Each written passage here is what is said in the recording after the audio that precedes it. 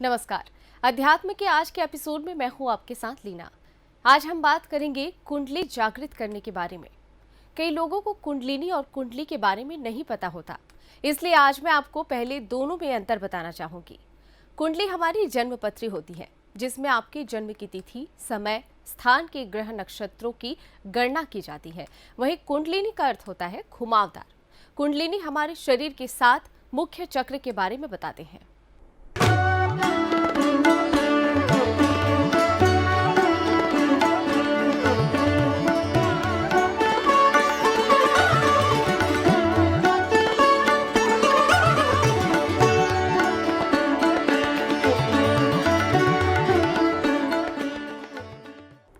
कुंडलिनी एक दिव्य शक्ति है जो सर्प की तरह 3.5 फेरे लेकर शरीर के सबसे नीचे के चक्र, जिसे मूलाधार कहा जाता है, वहां पर स्थित होता है। जब तक ये इस प्रकार नीचे रहती है, तब तक व्यक्ति सांसारिक मोह की तरफ भागता रहता है।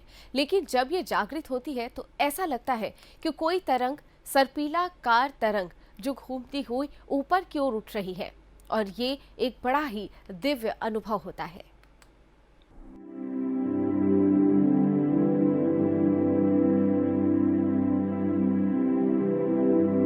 कुंडलिनी शब्द संस्कृत के कुंडल शब्द से बना है, जिसका अर्थ होता है घुमावदार।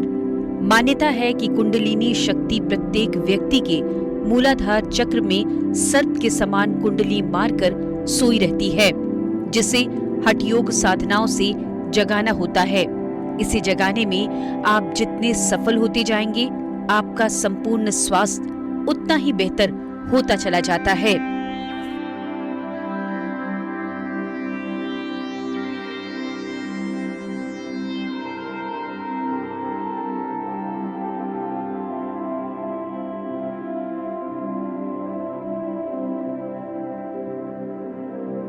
शरीर में 7 मुख्य चक्र होते हैं, जो मेरुदंड के मध्य से गुजरने वाली सुषुम्ना नाड़ी में स्थित है। सुषुम्ना मूलाधार चक्र से शूरी होकर सिर के शीर्ष भाग तक पहुंचती है। ये चक्र नाड़ियों से संबद्ध होते हैं। चक्रों को प्रतीकात्मक रूप से कमल के फूल के रूप में दिखाते हैं।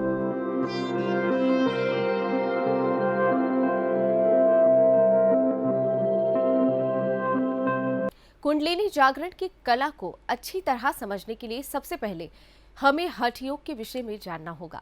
हठ योग में हठ शब्द ह और ठ 2 वर्णों के योग से बना है, जिसमें पहले का अर्थ सूर्य और दूसरे का चंद्र होता है। सूर्य और चंद्र के ऐक्य को ही हठ योग कहा जाता है। हठ योग ग्रंथों के अनुसार हमारे शरीर में 7 चक्र, 72,000 नाड़ियां और 10 प्रकार की वायुयानों के प्राण होते हैं।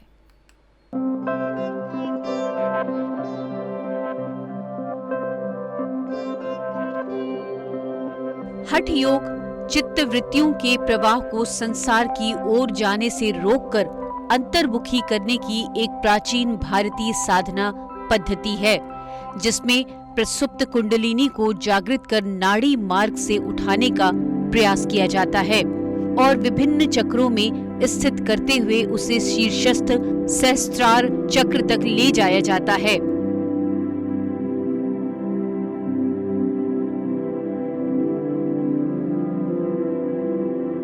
हठ योग योग के कई प्रकारों में से एक है। योग के अन्य प्रकार हैं, जैसे मंत्र योग, लय योग, राजयोग। हठ योग के आविर्भाव के बाद प्राचीन अष्टांग योग को राजयोग की संज्ञा दी गई। हठ योग साधना की मुख्य धारा शैव रही है। ये सिद्धों और बाद में नाथों द्वारा अपनाया गया। मत्स्येंद्र नाथ तथा गोरखनाथ उसके प्रमुख आचार्य माने गए हैं। गोरखनाथ के अनुयायी प्रमुख रूप से हठ योग की साधना करते थे। उन्हें नाथ योगी भी समझा जाता है। शैव धारक के अतिरिक्त बौद्धों ने भी हठ योग की पद्धति अपनाई थी। इस योग का महत्व वर्तमान काल में उतना ही है जितना कि पहले था।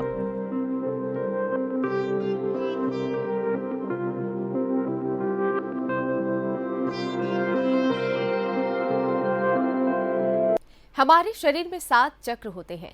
कुंडलिनी का एक छोर मूलाधार चक्र पर है, वहीं दूसरा छोर रीढ़ की हड्डी के चारों तरफ लिपटा हुआ है। जब ऊपर की ओर गति करता है तो उसका उद्देश्य 7वें चक्र सहस्त्रार तक पहुंचना होता है, लेकिन यदि व्यक्ति संयम और ध्यान छोड़ देता है तो ये छोर गति करता हुआ किसी भी चक्र पर रुक सकता है।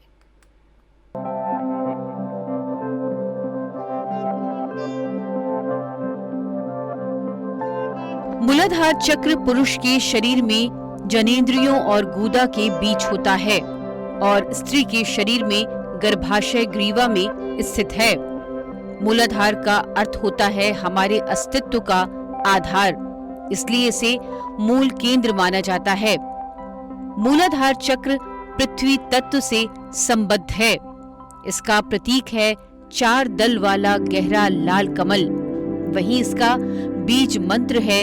इसके केंद्र में पृथ्वी तत्व का यंत्र पीला वर्ग है। इसी वर्ग के केंद्र में एक लाल त्रिभुज है जिसका शीर्ष नीचे की ओर है। वह शक्ति का प्रतीक है।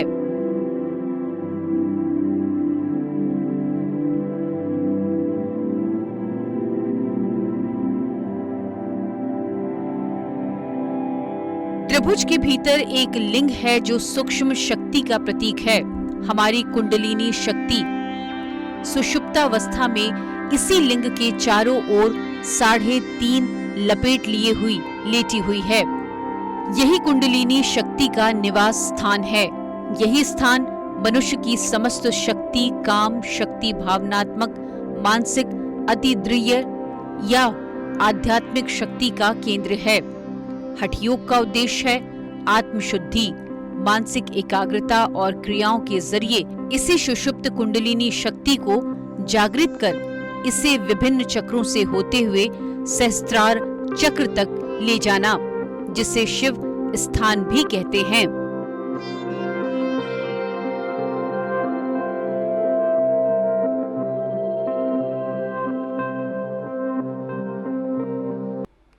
अब हम जानेंगे स्वाधिष्ठान चक्र के बारे में। मूलाधार चक्र से लगभग 2 उंगल ऊपर मेरुदंड में जननेंद्रियों के ठीक पीछे स्वाधिष्ठान चक्र होता है। ये जल तत्व और प्रसेंद्रिय से संबंध है। इस चक्र को सिंदूरी रंग कमल पुष्प के रूप में चित्रित किया जाता है। इसका बीज मंत्र वम है।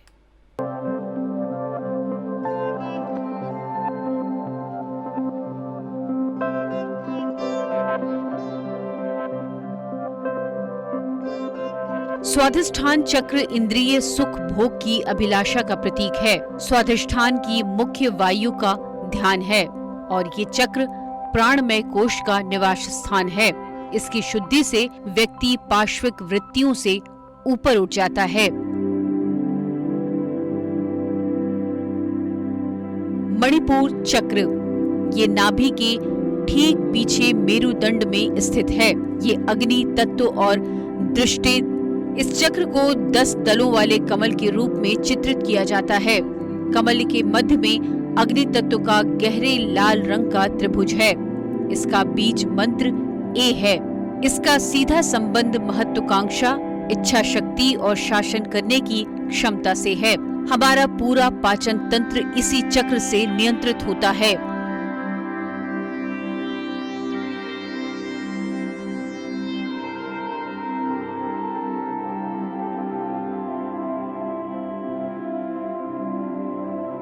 अनाहत चक्र वक्षस्थल के केंद्र के पीछे मेरुदंड में अनाहत चक्र स्थित है।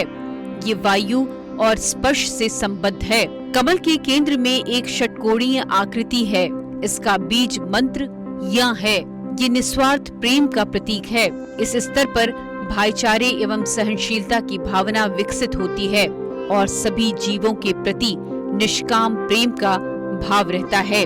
जब कुंडलिनी जागृत होकर अनाहत चक्र का भेदन करती है तो साधक दिव्य प्रेम से ओतप्रोत हो जाता है।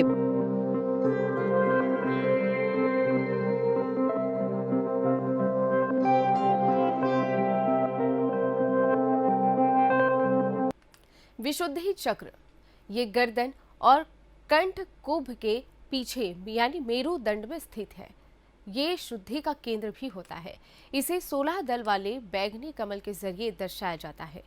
कमल केंद्र में सफेद वृत्त है जो आकाश तत्व का यंत्र होता है। विशुद्धि चक्र पर चेतना पहुंचाने पर साधक में सही समझ और विवेक जागृत होता है। सत्य असत्य में अंतर करने में भी क्षमता बढ़ जाती है। इस चक्र के जागृत होने पर साधक में नेतृत्व क्षमता का भी विकास होता है।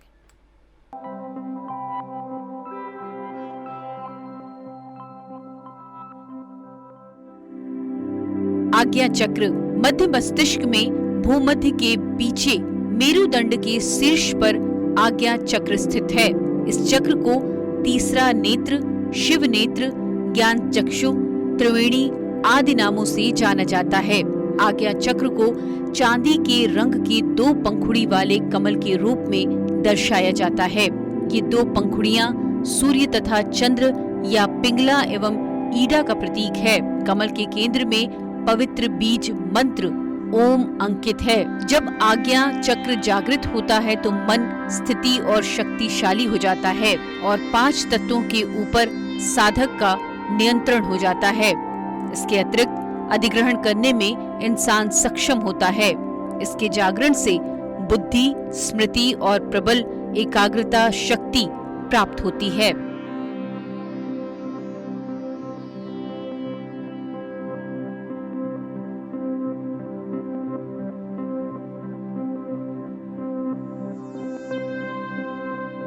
सहस्त्राचार चक्र ये सिर के शीर्ष भाग जो नवजात शिशु के सिर का सबसे कोमल भाग होता है, ये वस्तुतः चक्र नहीं है, ये चेतना या सर्वोच्च स्थान है। कुंडलिनी शक्ति को मूलाधार से जागृत कर सभी चक्रों को भेद कर यहाँ पर पहुँचना होता है। यही उसकी अंतिम गति भी है। सहस्त्राचार को 1000 दल वाले दीप्त कमल के रूप में दर्शाया जाता है।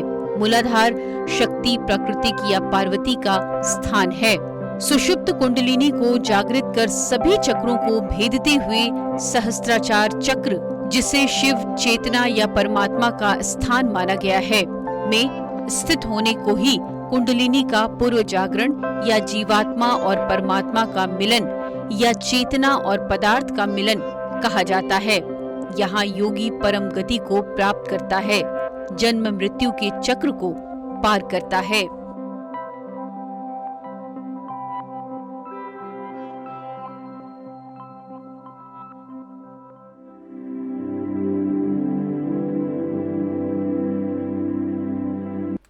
नाड़ियां।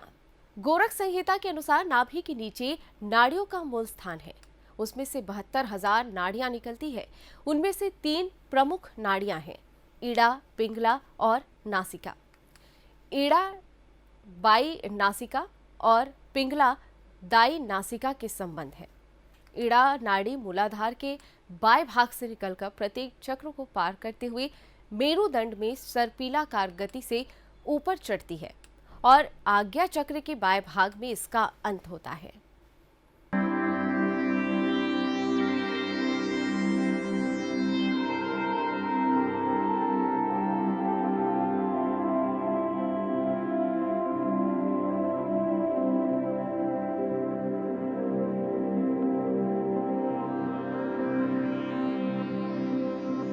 पिंगला नाड़ी मूलाधार के दाएं भाग से निकलकर ईड़ा की विपरीत दिशा में सर्पिल गति से ऊपर चढ़ती हुई आज्ञा चक्र के दाएं भाग से समाप्त होती है। ईड़ा निष्क्रिय, अंतर्मुखी, नारी जाति और चंद्र नाड़ी का प्रतीक है। पिंगला को सूर्य नाड़ी भी कहा जाता है, जो मेरुदंड के केंद्र में स्थित आध्यात्मिक मार्ग है। इसका आरंभ मूलाधार चक्र और अंत सहस्त्राचार में होता है। इसी सुषुम्ना नाड़ी के आरंभ बिंदु पर इसका मार्ग अवरुद्ध किए हुए कुंडलिनी शक्ति सोई पड़ी है। इसी शक्ति के जग जाने पर शक्ति सुषुम्ना, जिसे ब्रह्मरंध्र भी कहते हैं, में प्रवेश कर सभी चक्रों को भेदती हुई सहस्त्राचार चक्र पर शिव से मिल जाती है।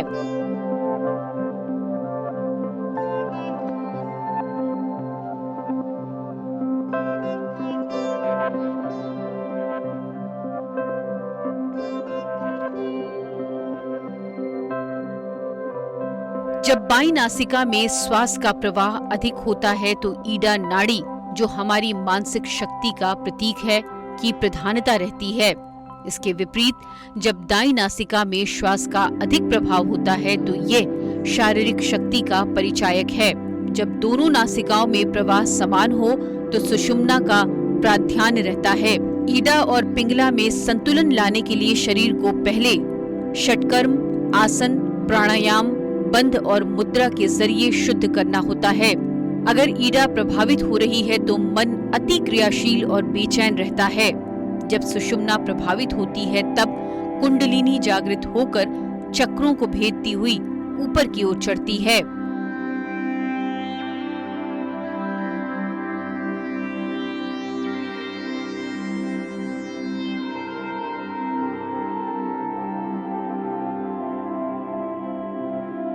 प्राण। प्राण का अर्थ है जीवन शक्ति। मनुष्य ने इस जीवनी शक्ति को स्थूल रूप में श्वास के संबंध माना है। स्वास्थ्य के माध्यम से मनुष्य के शरीर में प्राण और जीवन का संचार होता है। मानव शरीर में 5 प्रकार की प्राण या वायु है: अपान, समान, प्राण, उदान और व्यान।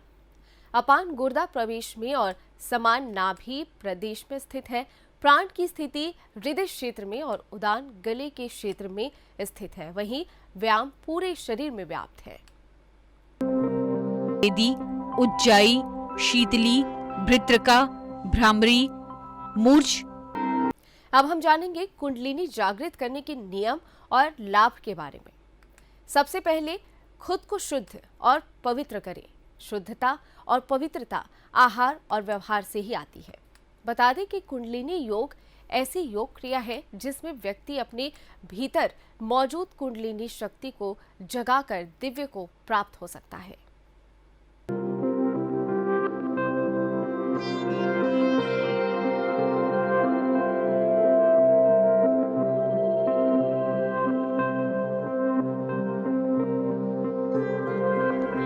कुंडलिनी जागरण के नियम में सबसे पहले खुद को शुद्ध और पवित्र करना होता है। शुद्धता और पवित्रता आहार और व्यवहार से आती है। आहार यानी कि सात्विक और सुपाच्य भोजन और उपवास, और व्यवहार यानी अपने आचरण को शुद्ध रखते हुए सत्य बोलना और सभी से विनम्रता पूर्वक मिलना, ये कुंडलिनी जागरण के नियम होते हैं।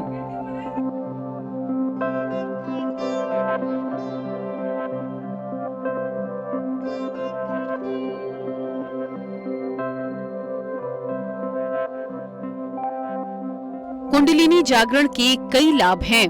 कुंडलिनी योग ऐसी योग क्रिया है जिसमें व्यक्ति अपने भीतर मौजूद कुंडलिनी शक्ति को जगाकर दिव्य शक्ति को प्राप्त कर सकता है। कुंडलिनी के साथ 7 चक्रों का जागरण होने से मनुष्य को शक्ति और सिद्धि का ज्ञान होता है। वो भूत और भविष्य का जानकार बन जाता है। वो शरीर में बाहर निकलकर कहीं भी भ्रमण कर सकता है।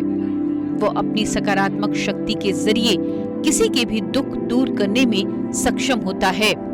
सिद्धियों की कोई सीमा नहीं होती।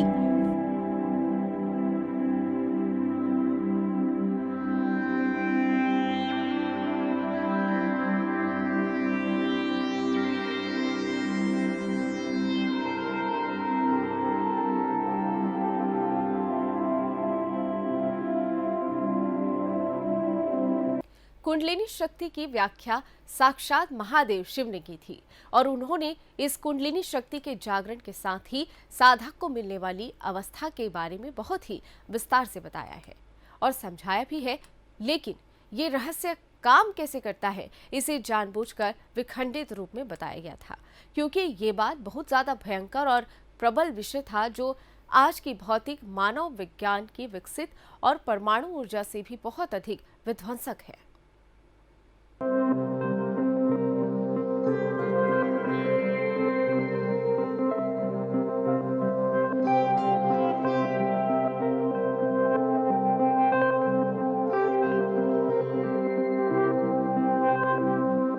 कुंडलिनी शक्ति को जागृत करने के लिए शरीर की एक अवस्था होनी चाहिए, जिस रूप में महादेव ने स्वयं उसकी व्याख्या करते हुए इसकी महिमा बताई है। जिससे कुंडलिनी शक्ति के जागरण का भेद और रहस्य पता चला है। उसी की ही ये कुंडलिनी शक्ति की यात्रा आरंभ हो सकती है, क्योंकि ऐसी महाशक्ति को पहले तो निद्रा में से जगाना, फिर उसके तेज को साक्षात सहने का सामर्थ्य भी तो होना चाहिए।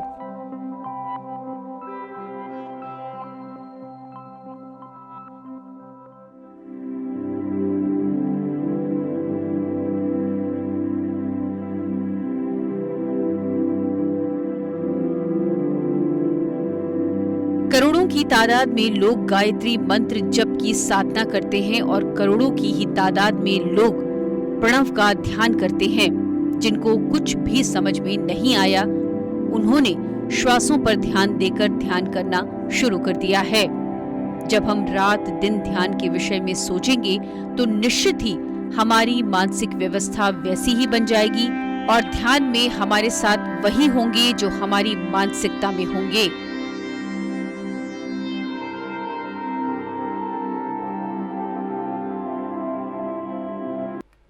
कहा जाता है कि महादेव ने कहा था कि शरीर में 3.5 करोड़ नाड़ियों की बहुत ही गुण अवस्था है। कुंडलिनी शक्ति स्वयंभू लांग के चारों तरफ 3.5 चक्कर लगाकर 3.5 करोड़ नाड़ियां अपने मुख दबाकर गहरी निद्रा में सोए हुए रहती है। जब तक ये गुरु से प्राप्त रहस्य का ध्यान ना किया जाए, ये अपने मुख से इसका त्याग नहीं करते।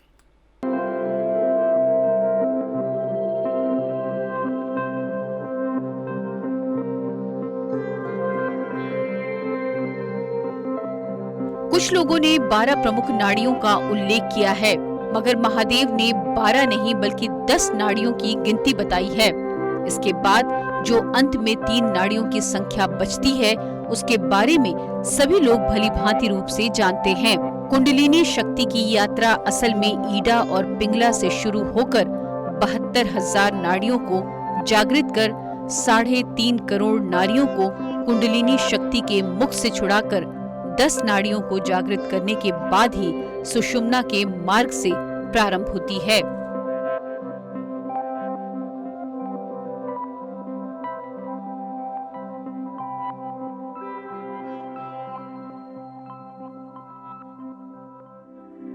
जब इतनी सारी नाड़ियां जागृत होकर एक दूसरे के साथ आपस में जुड़कर लय करते हुए योग करती हैं, तब जिस मंत्र जप से इनका आपस में लय हो वो योग होता है।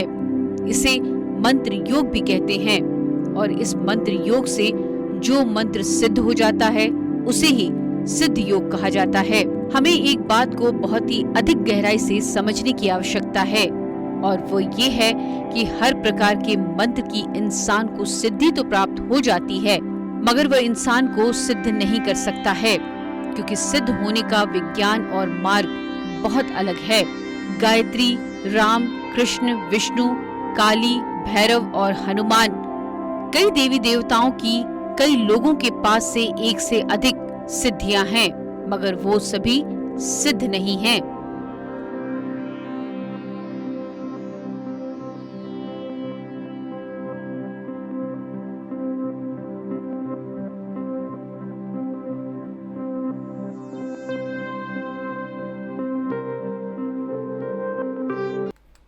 अर्धनारीश्वर भाग शक्ति कहलाता है। ये ईश्वर की परम शक्ति है जिसे अनुराधा, सीता, दुर्गा और काली के नाम से पूजते हैं। इसे ही भारतीय युग दर्शन में कुंडलिनी कहा गया है। ये दिव्य शक्ति ही मानव शरीर में मूलाधार में सुषुप्ता अवस्था में रहती है, इसलिए ये कुंडलिनी ही कहलाती है।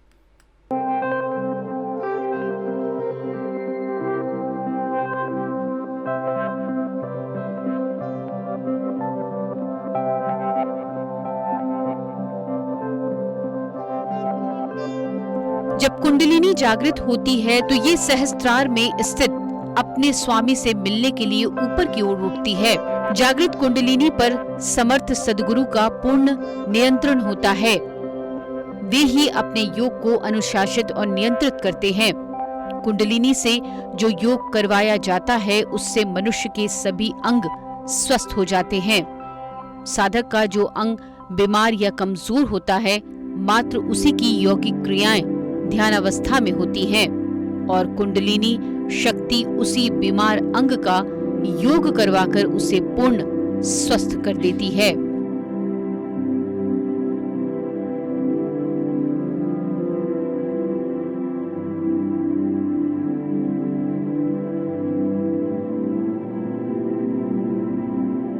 इससे मानव शरीर पूरी तरह से रोग मुक्त हो जाता है और साधक ऊर्जा युक्त होकर आगे की आध्यात्मिक यात्रा के लिए खुद को तैयार कर देता है। शरीर के रोग शरीर 5 तत्वों से मिलकर बना है: आकाश, वायु, अग्नि, जल और पृथ्वी। मूलाधार चक्र में पृथ्वी, सुविस्थान में जल, मणिपुर में अग्नि, अनाहत में वायु और विशुद्ध में आकाश। इन चक्रों को प्रत्यक्ष नहीं देखा जा सकता। मानव एक प्रक्रिया के तहत इन तक पहुंचता है। मृत्यु के साथ ये चक्र गायब हो जाते हैं। हमारे देश में ऐसे कई महापुरुष रह चुके हैं जिन्होंने अपनी कुंडलिनी जागृत कर खुद को सर्वश्रेष्ठ बनाया है और लोगों को भी मार्गदर्शित किया है। तो अध्यात्म के आज के एपिसोड में इतना ही। मुझे दीजिए इजाजत। नमस्कार।